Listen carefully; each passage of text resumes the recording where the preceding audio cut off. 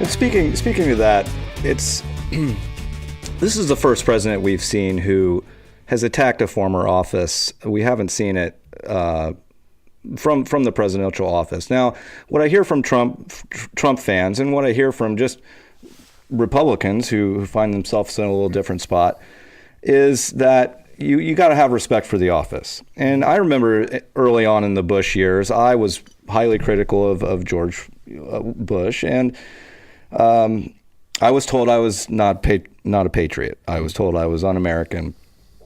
But apparently that went away under 8 years in Obama, and now it's still. It seems like a group that wants to have respect for the office, but however wants to constantly blame the previous administration.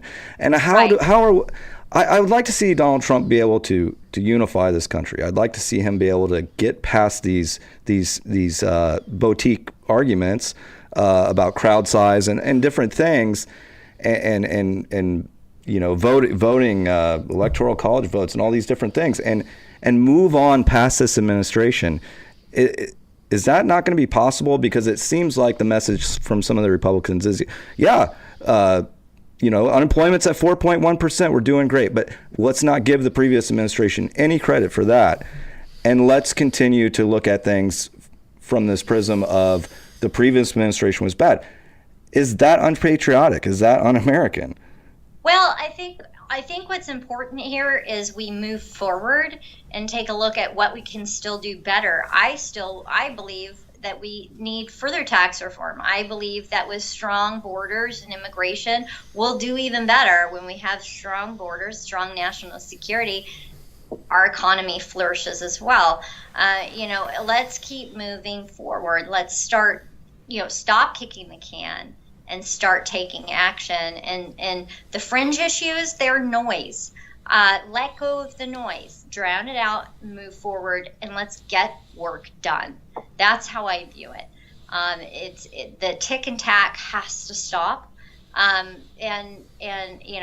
watched Hillary go on her, crying tour about why she why she didn't win. And at what point do you say, hey, Hillary, how do we make America wonderful? How do we move forward in America?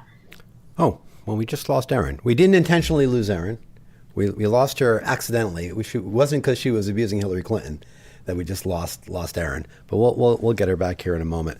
But it's interesting, Erin, that we're talking about these issues with Erin. Of course, Erin's a pretty conservative Republican. But I mean, the divide, I think, is really interesting. You and I are both obviously a lot more left than she is. You're lefter than I am.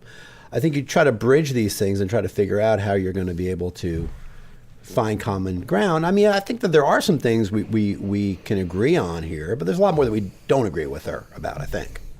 Would you agree with that? Yeah. And the California Republican Tea Party person is an interesting one because they want following for their president, and they want respect for the office. However, they are the resist movement in the state.